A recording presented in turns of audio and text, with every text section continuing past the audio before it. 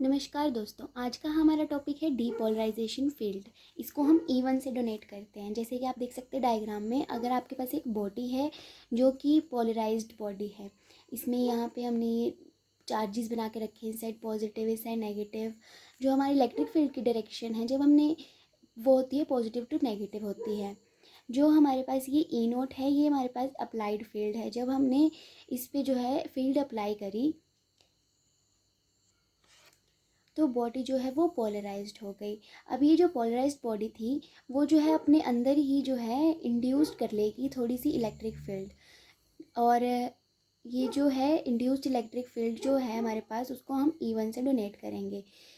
तो ये लिखा है मैंने डेफिनेशन में कि the induced field even within body which tends to oppose the applied field E naught. जो हमारे पास ई नोट अप्लाइड फील्ड है उसको अपोज कर रहा है, उसको जो है हम बोलेंगे E1 को डीपोलराइजेशन फील्ड।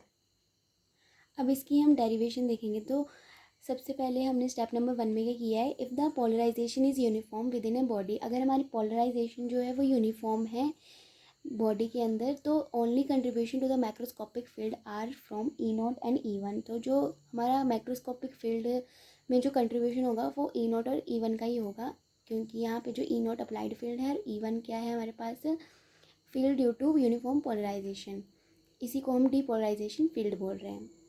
तो E is equals to E naught plus E1 जो है इक्वेशन नंबर 1 दे देंगे। अब जो हमारे पास सिंपल केस है इन्फिनाइट स्लैब का, उसका जो फॉर्मूला होता है E1 is equals to minus N P epsilon naught होता है। ये आपको याद ही करना पड़ेगा, जहाँ पे एन जो है हमारे पास डीपोलराइजेशन फैक्टर है, पी पोलराइजेशन है। अब जो है हम इनके XYZ कॉम्पोनेंट्स लिखेंगे। एक आपके पास जो है एलिप्सॉइड है, जैसे मान लेते हैं एक आपके पास एलिप्सॉइड है, ये उसकी x डायरेक्शन है, ये इसकी y और z। जो ये हमारे पास जो है यूनिफॉर्म इलेक्ट्रिक फील्ड अप्लाई कर रहे हैं, तो ये हमारा px हो गया है, हमारा py और ये हमारा pz। तो यही लिखा है यहाँ पे कि px py और z are components of the polarization p refer to the principal axis of an ellipsoid. Then हमने कंपोनेंट्स लिख लिए डीपोलराइजेशन फील्ड के। E1x होता है minus NX PX epsilon naught, E1y होता है, हमने मतलब YZ लगा दिया और बाकी एग्जैक्ट सेम है। ये क्वेश्चन नंबर 2 हो गई। एप्सिलॉन नॉट हमारा कांस्टेंट है।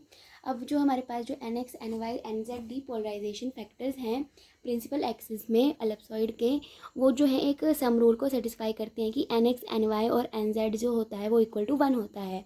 ये कहीं काम तो नहीं आया है, पर ऐसी नॉलेज के लिए लिखा है। अब स्टेप नंबर 3 देखेंगे।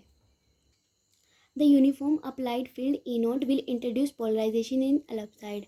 जो हमारी अप्लाइड फील्ड है ई नोट, वो पोलराइजेशन को इंट्रोड्यूस करेंगे। तो हमारे पास जो डाइलेक्ट्रिक सस्पेक्टिबिलिटी जाई है, उसको जो है हम इसके साथ पोलराइजेशन के साथ कैसे रिलेट करेंगे, P is equals to epsilon not chi into ई।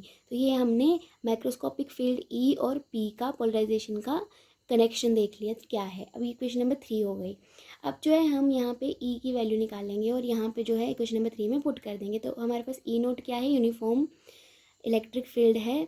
और तो हमारे पास ई का फॉर्मूला था ई नोट प्लस E1। अब E1 की जो वैल्यू है इक्वेशन नंबर 1 में एन पी एप्सिलॉन नोट, वो हमने पुट कर दी। हमारे पास अभी ई की वैल्यू आ गई। ई की वैल्यू उठा के हम यहाँ इक्वेशन नंबर 3 में पुट कर देंगे। तो ये हमने पुट कर दी वैल्यू, और उसके बाद जो है हमने सॉल्व करके पी की वैल्यू निकाल ली। और पी का जो हमारा पोलराइजेशन का जो रिलेशन है, हमने उसको जो है देखा कि वो डिपेंड कर रहा है पोलराइजेशन फैक्टर एन के ऊपर। तो ये था हमारा डीपोलराइजेशन फील्ड। Thank you.